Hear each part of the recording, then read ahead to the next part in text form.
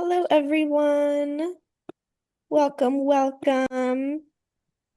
Thank you, everyone who's joining us either here in the Zoom or on our Facebook Live, or if you are joining us after on the podcast or YouTube. We're so glad to have you here. Today, our class is titled Workers' Rights and Paying on Time, and we're joined by Rabbi Mike Moskowitz. For those of you who don't know, Rabbi Mike Moskowitz is the Director of Scholarship and Multi-Faith Engagement at the Beacon, a project of Union Theological Seminary.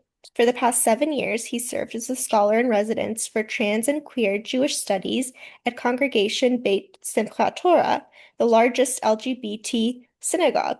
Rabbi Moskowitz received 3 Ultra-Orthodox ordinations while learning in the Mir in Jerusalem and BMG in Lakewood, New Jersey. He is a Wexner Field Fellow, Senior Rabbinic Fellow at the Hartman Institute, and author of Textual Activism, Graceful Masculinity, Seasonal Resistance, and Ancestral Allyship.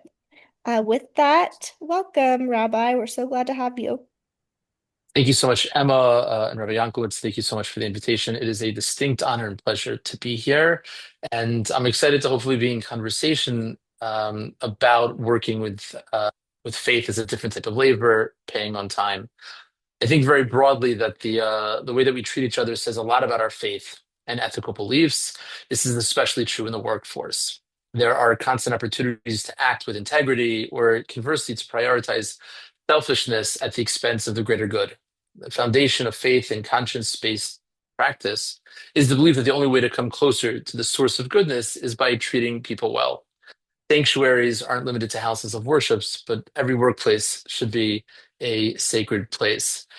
We're going to start today with the verse that speaks to the obligation to pay people on time. It's a biblical verse, and I'll share the screen.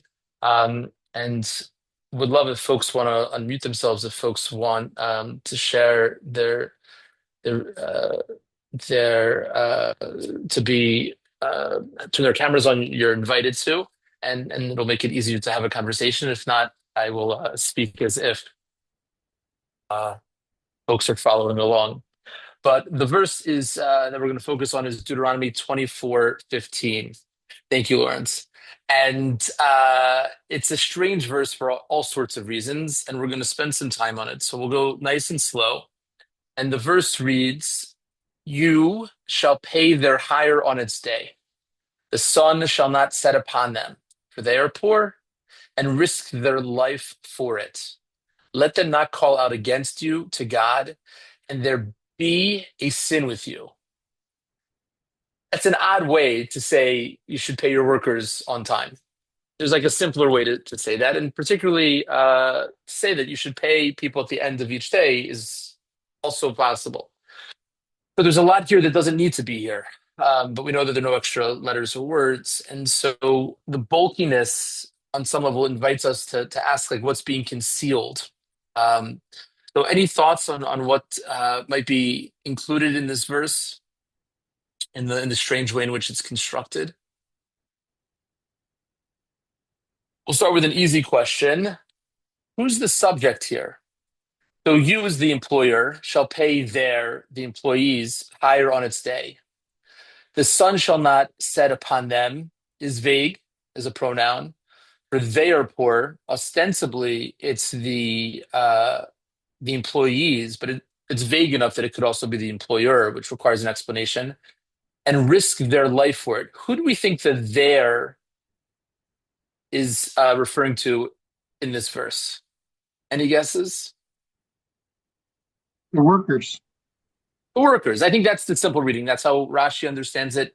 That, if you hire somebody to fix your roof, they're taking on a certain amount of precarity to go onto the roof to do the job.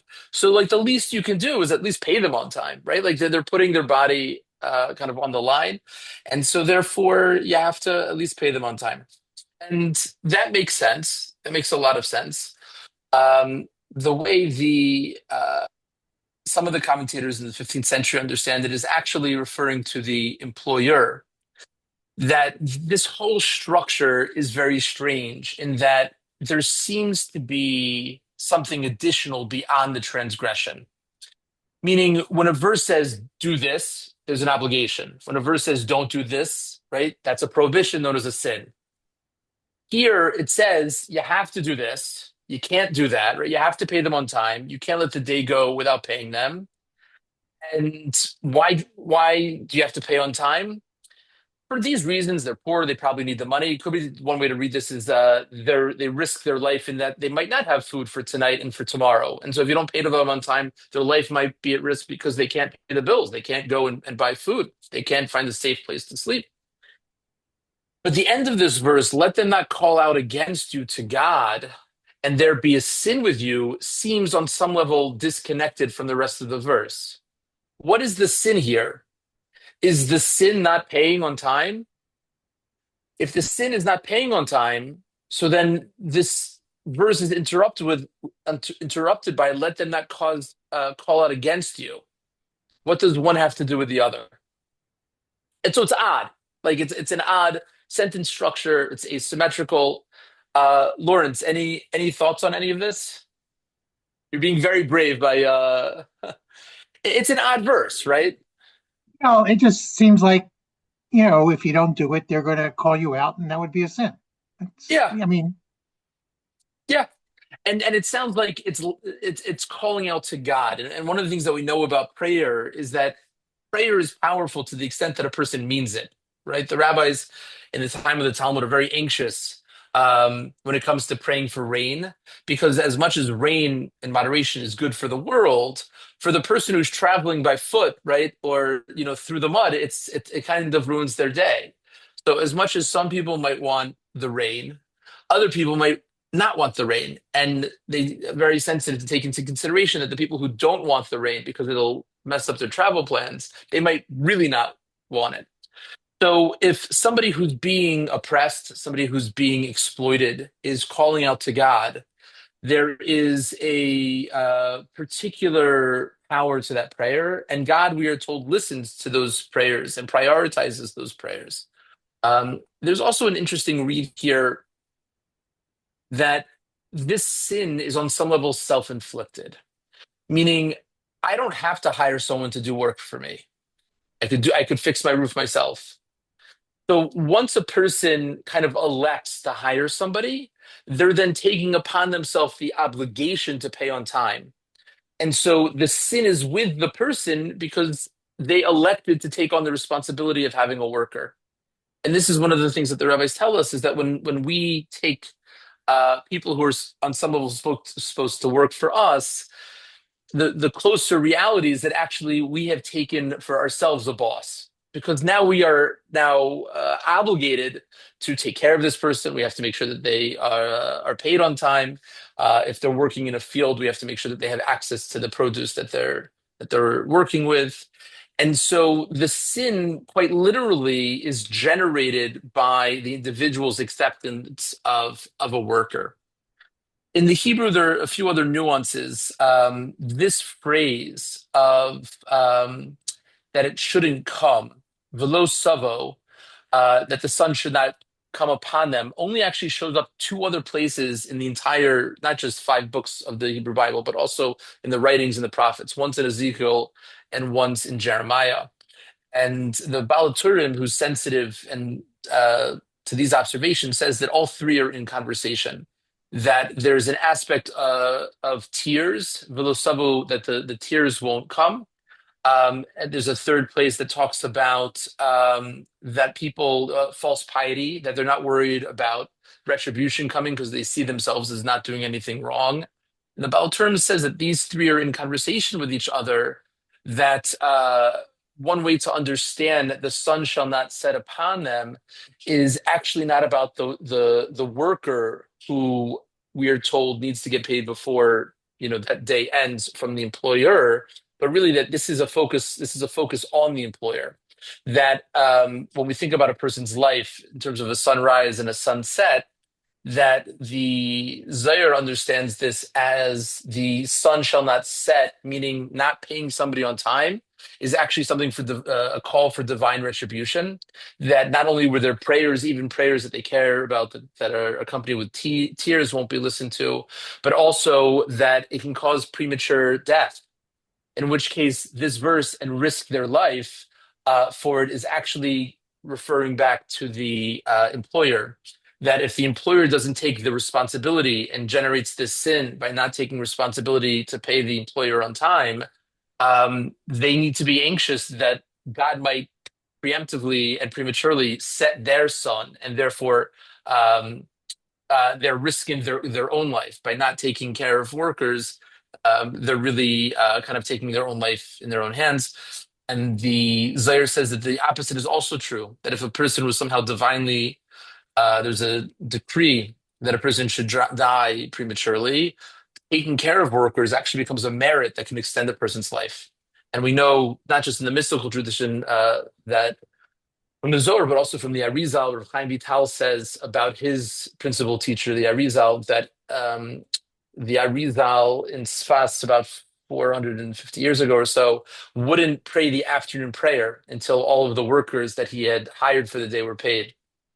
And if for whatever reason the person tasked with paying them didn't have the money, he would make sure to go around and borrow from people to make sure that he could pay people before he prayed, because he felt that God, like, what's the purpose of praying if you're not acting kindly to the workers and you're not taking your responsibilities? How do you go and pray to God when you're kind of ignoring the responsibilities to people? And I think that this is something that historically we haven't appreciated how severe it really is.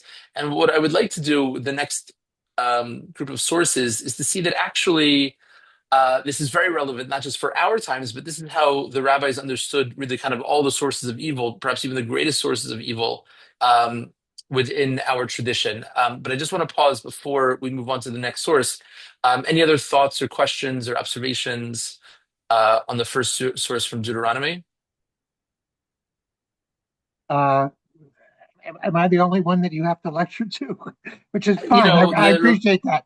But we just want to make sure that, just treat it, the way it is. So one of the things, it's interesting to me, and I'm thinking about this in relationship to the laws we have. So, there are very, very few times under our laws when an employer sets unsafe workplace conditions and someone dies, that they are held for murder. It just doesn't happen. So what you're suggesting is that in the framework of the Torah, at least this provision, this Deuteronomy, that if an employer causes death to a worker, then they themselves may face death. I think it satisfies my sense of equity, but it's definitely not. It's not practiced in the United States, and I don't know how much you're aware of Occupational Safety and Health Act and the way it's enforced, et cetera. Yeah, no, I appreciate the observation. So, yeah, this is much more in the space of kind of the theological divine attributions of justice than being able to take somebody to court for it. But in terms of creating safe environments, it's not limited to workers, right? There's a verse in the Hebrew Bible that says that a person, who builds a roof has to put a fence around the roof, right? Lest somebody fall and they be held responsible for the blood. And one of the interesting laws about building the fence around the roof is unlike the mezuzah, right, which is a construction of a ritual item on a doorpost. We're only obligated and really allowed to fix it once the whole building is complete, right? Like once it becomes livable. But that's not true for the roof. As soon as the roof is accessible, a person has to put up the fence, the guardrails, and so that has to do with like safety in general, not even just in the workplace, right? Right. The person's building it themselves; they have to this.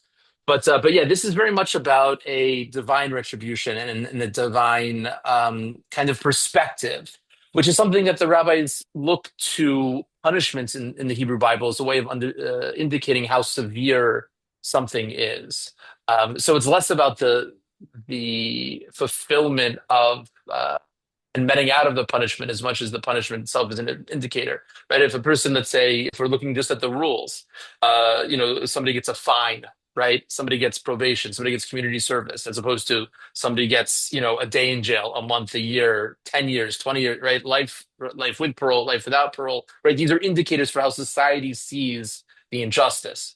And so in that way, it's useful. So from the way that the rabbis understand the divine perspective, this is like kind of high stakes, right? In a theological space. Thank you for that. Joan, Well, please. oh, sorry. Oh, so no, sorry, Lawrence. I didn't mean to cut you Well, off. I just wanted to, I mean, I'm, an amateur scholar of Torah, and I've tried to do some reading about economics in Torah because I'm an economist Oh, very and nice. a trade unionist my entire life. So, there were eras where in the shtetls or whatever, where the Jewish law was said to prevail, right? So, what do we know about how the rabbis enforced Like, these laws in those circumstances? yeah, I mean, it's a great question. I think the earliest case of a union, and I write for unions, and I support. I think it's really powerful, and therefore needs to be used for good. I think the Talmud discusses two butchers that live in a town where there's not enough basically business for them both to be open. Excuse me, like all day, every day. And they didn't have refrigerators back then, and so like it was a little bit, it was a little bit more complicated. So they make a pact, right, that one will work like Monday, Wednesday, Friday, the other one's Tuesday, right? They divide up the days, and they basically create some sort of arrangement that if either one of them um, kind of breaks the pact, there'll be some sort of financial recompense and consequence. Now, that's something that's constructed within, just the structure of the people. And then one person works on a day that he's not supposed to work, and they go to the rabbis, and the rabbis say, "Look, you made a deal, right? And it's enforceable, right?" So the and this is part of what happens today with these rules about paying every day. Most people, so if a person is a day laborer, a person hires a babysitter, person hires, somebody to walk a dog, and it's a one-off, and it's, for the day, then a person fulfills the biblical obligation by paying immediately. When a person has kind of a full-time job, people often get paid, the first and the 15th approximately. The Talmud talks about this in the category of hakol k'minhag hamedina, that there's kind of a social contract, a social construction of best practices of a dominant culture. And if people are open to it and they consent, so then it's kind of negotiable. So in terms of contracts within Jewish law are binding. So when people create contracts with benefits or, with provisions, whether it's involving, issues of safety or, collective bargaining or these types of things, they're all very much enforceable. And there's a lot of history of responses on workers' rights. Much of the labor movement in America, certainly 100 years ago, was driven by Jews and immigrants, Jewish immigrants, until many of them kind of moved up from the working class to the kind of owner class, and then they were no longer invested in the same way, unfortunately, which happens a lot with cycles of privilege that people fight for it when it affects them, and then when they they're no longer in the margins in the same way, they forget about it. So, but yes, thank you for all of that, and happy if you shoot me an email, I'm happy to follow up with some articles in English. Yeah, Yeah, I don't. Can you post your email in the chat or something? I yeah, don't it's know. I easy don't for have it. yes, if that's easy for Emma, but it's not hard to find me on the internet. I have a website where you can contact me, RabbiMikeMoskowitz.com, and there's a place to Oh, contact, okay, and okay. it's Thanks. very easy. Yeah, thank you for that. Joan, please. There's another way to look at that second phrase, the sun shall not set upon them for they are poor and risk their life for it. It could be referring to the employer, meaning if you can't afford to pay, don't hire him. And if you can't Beautiful. afford to pay him, the risk of your life is that there'll be a sin with you. Yeah, yeah, yeah, and I think that's ultimately, I think, how like the Meshech Chochmah understands it, is that like you can't kind of go out on a limb for somebody else to hire them without the ability to pay them. Like that itself is it's a reckless and irresponsible act. Because if at the end of the day, if a person working and a person says, "Look, I thought I was going to have the money, but I don't have the money." Well, if you didn't know that you had the money to pay them, then you shouldn't have hired them, right? And that's like absolutely right. Yeah, absolutely beautiful, beautiful. Okay, so let's go to move on to the next source, which is the introduction to a broader, I think, worldview of employment, which is that working itself is a consequence of the original sin, right? One of the curses that is now we have to, kind of eat by the sweat of our brow. And so part of the process of working is actually meant to try to restore the world and reclaim it to that prelapsing state before the sin.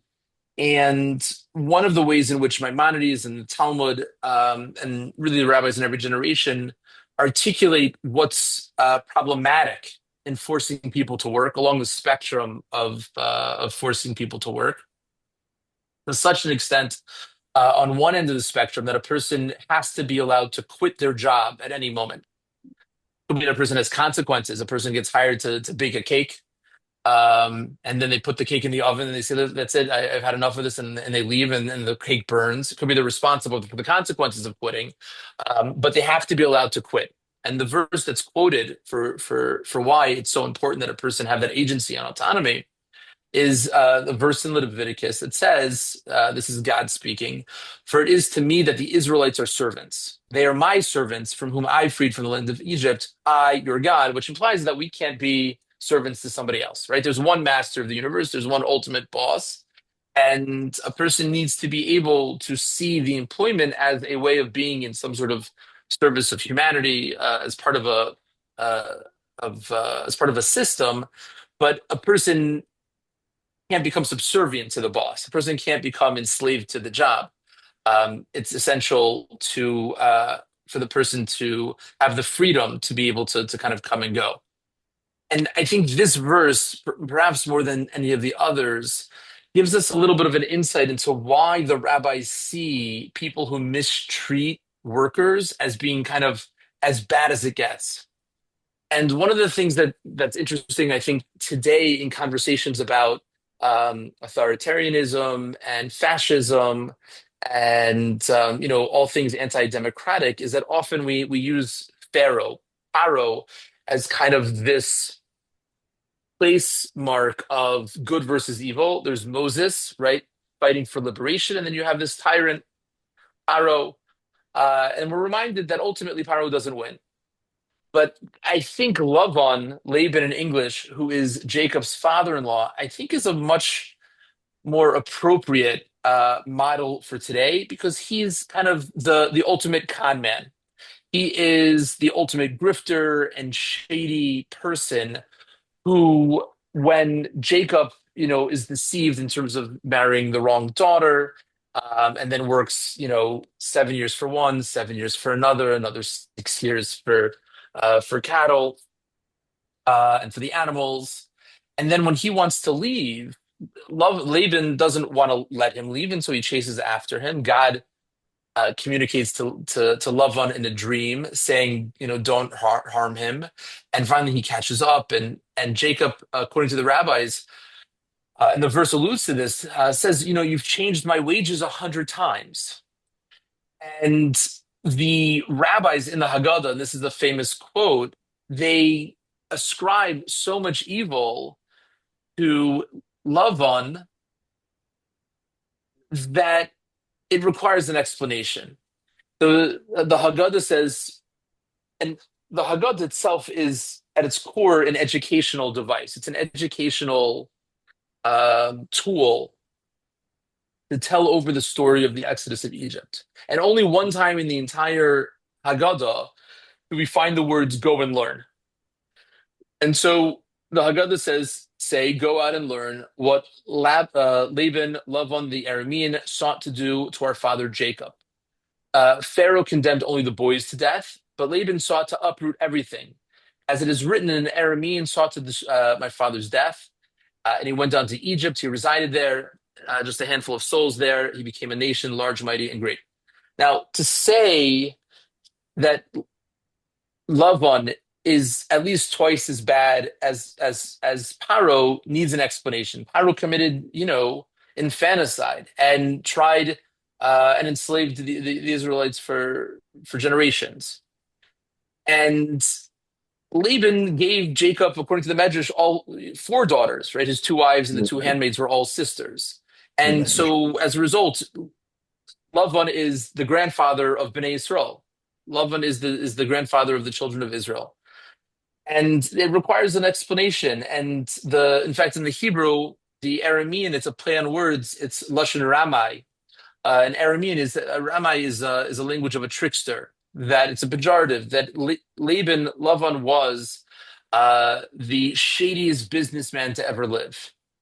And the issue, I think, at its core of being a shady businessman and constantly kind of changing the wages and shifting the truth and just being filled with deceit and lies, is that it uproots our connection to reality. It uproots the pursuit of peace through truth, which is how the prophet Micha describes Jacob as Titan Emes Yaakov, right? That he was given this attribute of truth throughout his entire life. Jacob struggles with incidences of truth and lying from the very beginning to the very end. And ultimately, it's the pursuit and striving for truth.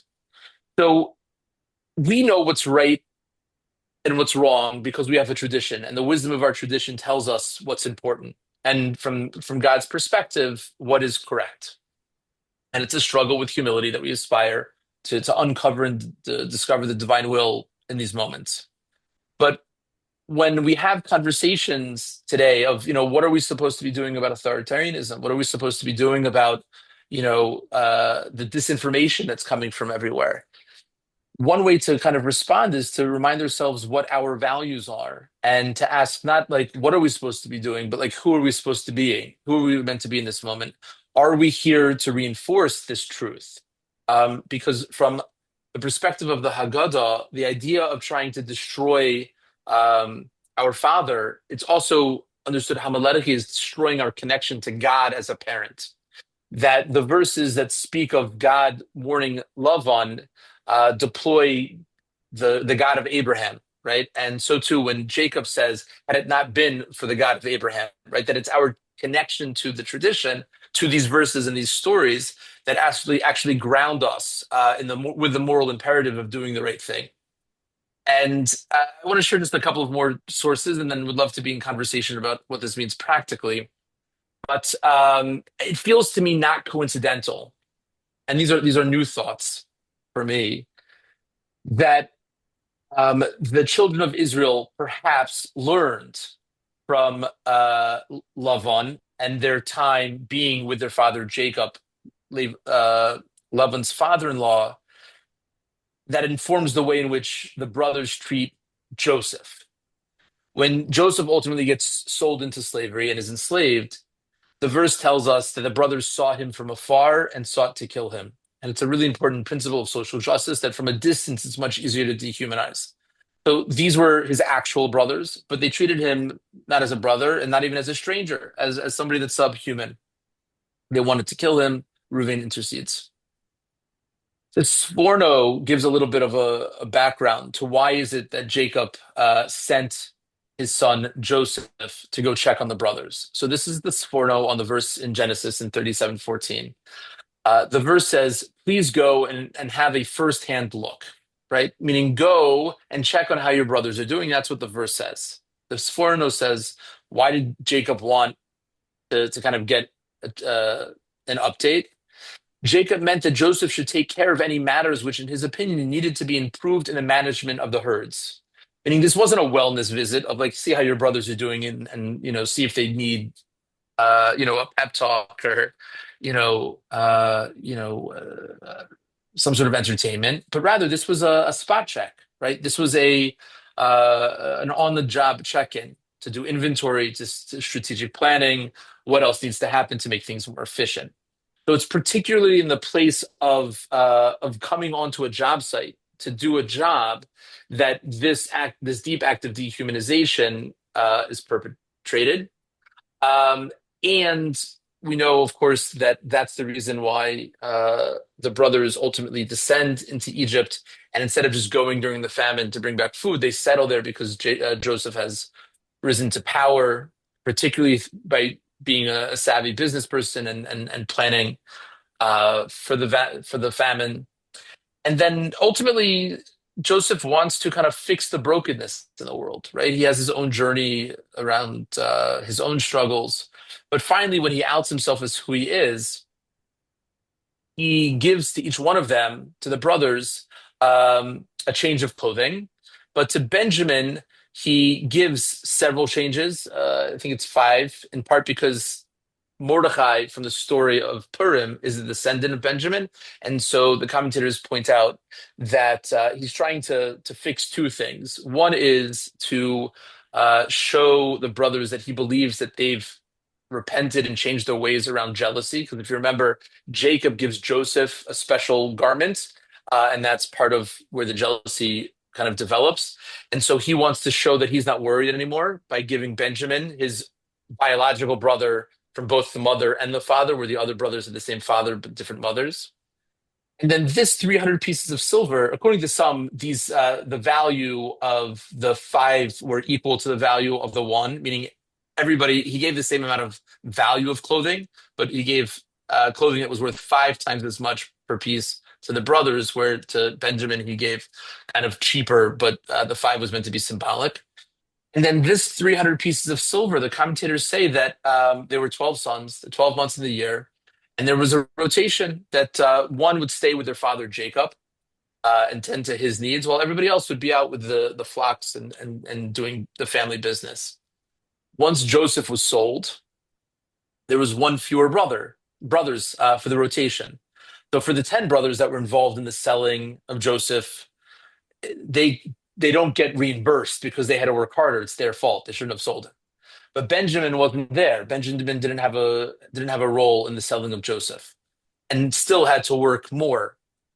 And so even though it wasn't Joseph's fault that he was sold, and it wasn't Joseph's responsibility to pay Benjamin for the work that he had done because Joseph wasn't there, as an extreme act of piety, he wanted to make sure that from Benjamin's perspective, he was paid the wages for the work.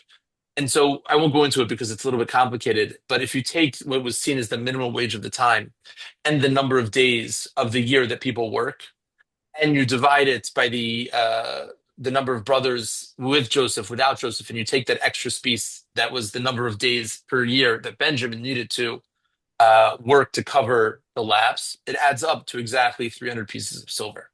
And so this is a corrective gesture from Joseph to try to repair ultimately what is the source of this miseducation around workers' rights and not being honest in paying wages. So I want to pause both for clarifying questions and also just to see how this lands for folks. But if we see the ability to serve the divine as kind of the ultimate lens by which we approach people working, work is part of a person's ultimate service for the divine and service for humanity. Therefore, work can only be considered to be holy if it's done in alignment with all of the other expectations of the divine. And so seeing the workplace as an opportunity to take care of people ultimately vertically integrates, right, all of the intentions of being in divine service. Good. This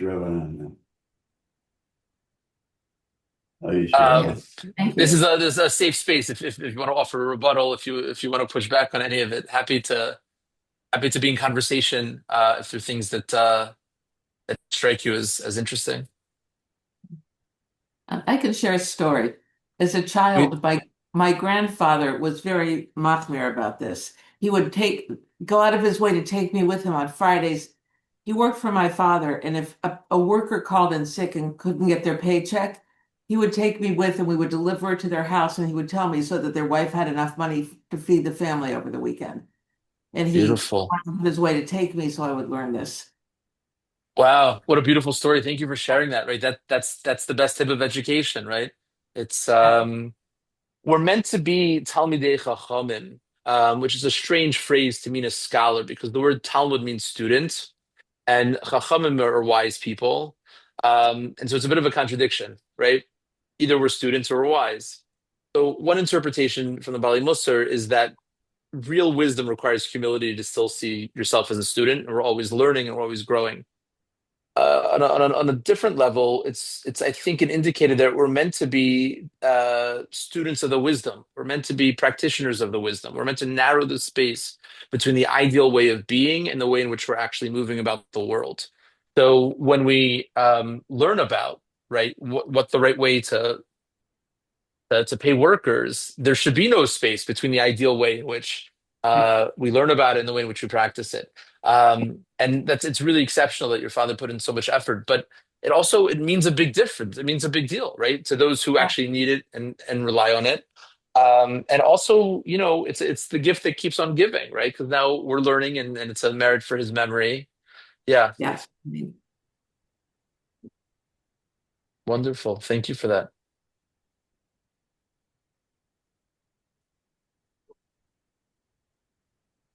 Lawrence, any thoughts, anything you want to share?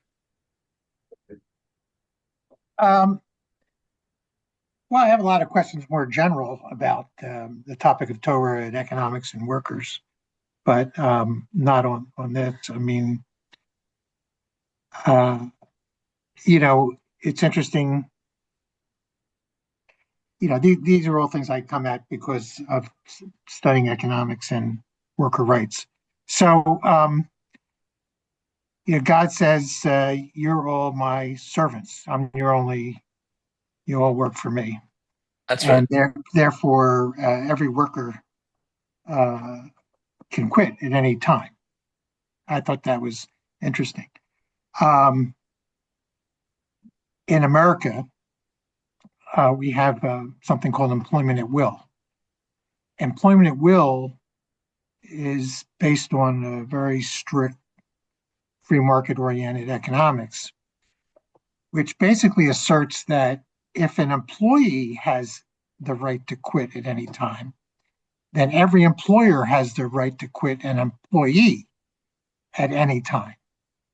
I mean, I don't know if you're ever aware of that or think about it, but that's the fundamental basis in the thinking of the free market people about why an employer there's no restraint on an employer firing someone. Now I'll just say that assumes that there's an equal power relationship between workers and managers, which of course is not true. But Yeah.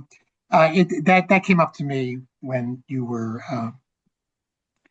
But I don't want to hog you. I have a lot of things that would maybe go off topic, but just to say,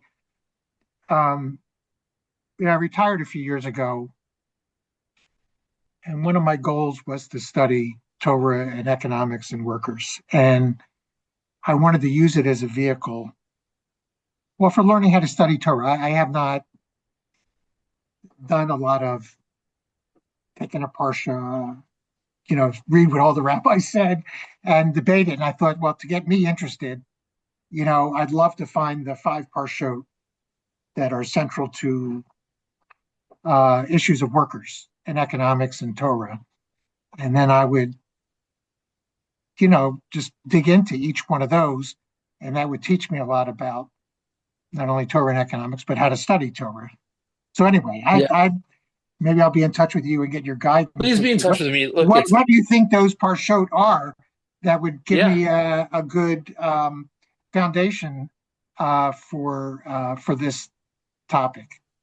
Yeah, it's a great question, and it's inspirational. It's great that you're using retirement to. It's never too late to learn Torah. Well, I it's got fabulous. distracted by life in Gaza and Israel, and you just never felt like there was a calm moment. Yeah, life happens. Yes, so maybe I'll get there within the next year. So It's great. Yeah, so I'll tell you, I think the best place to, Inshallah, as they say. yeah, inshallah. One place to start, and Safaria has it in English, to give a little bit of a context to the verses. If you is Maimonides has a whole book on hiring people, and particularly the ninth chapter, the 11th, and the 12th. Those are really good chapters. The 13th chapter deals with kind of animal rights. In the workplace, if a person hires a mule, for example, you can't muzzle it. Right, so that's the 13th chapter. But the ninth chapter, and it quotes verses there also. In terms of Talmud, the seventh chapter of Metzia really deals with hiring and workers' rights. But yeah, I'll send you a bunch of articles in English. But yeah, shoot me an email. Happy to be in touch, and it's worth exploring. And who knows, maybe you'll write your own. But there's a lot of also to say the Rabbi Jill Jacobs has a Yes. book. Yes, that you're familiar with. Yeah, I think Well, she's she the one has a who's chapter. She has a she's a chapter chapter. I think she has a book on poverty or on those types of everything. things. Yeah, Yeah, I was thinking about looking through her footnotes and saying which of the parshot did yeah. she mention. But she has a chapter on yeah, Yeah. beautiful Jill for Jacobs. sure. Joan, anything that you wanted to share or ask further? Not really, but thank you. Okay, you're very welcome. Emma, anything on your end? Any thoughts? Anything you're curious about? No, but thank you so much for your time. You're very welcome. This was a pleasure. The just to maybe kind of wrap it up, when the Torah was given on Mount Sinai, and we received two tablets with the Ten Commandments. The first five are between us and God, and the second five are between us and other people. But they're not two sets of five commandments, right? It's one set of 10, right? We can't come closer to the divine without incorporating, and this is how the rabbis understand the homiletic piece of it, is that we're told that it's important to have fair weights and measures. A person can't have one big stone and one small stone. The simple interpretation of the verse is you can't have one for buying and one for selling as a way of cheating. You have to have fair weights. Homiletically, the big rock and the small rock are an allusion to the two tablets. You can't have one that's very big. Oh, me and the Sabbath, I put a lot of priority. Me and God and all of this, I put in a tremendous amount of effort. When it comes to not stealing, okay, that's a smaller rock for me. They have to be the same size, right? Because every ben adam l'chaverei, every interpersonal commandment is actually a commandment from the divine.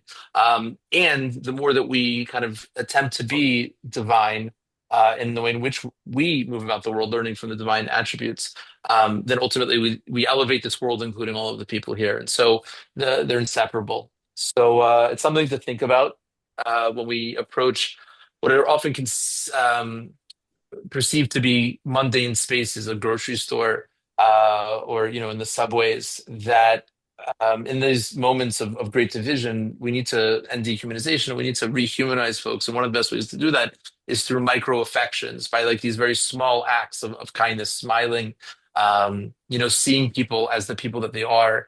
And you'd be surprised how often we have an opportunity to do this mitzvah. A person goes, to the dry cleaner, right? Or just any sort of, commerce where a person is asking somebody to do work for them, to have in mind that we're paying them immediately because we feel responsible for other people and we want to help people live their best lives. It's a great way of developing a sensitivity to the divine within humanity and hopefully advancing the cause of godliness within humanity. So thank you all for the opportunity to share these thoughts, and looking forward always to continuing the conversation. Thank you very much. Thank you so Thank you much so well. for Take good joining care. us. Hope everyone has a great day and happy early Hanukkah.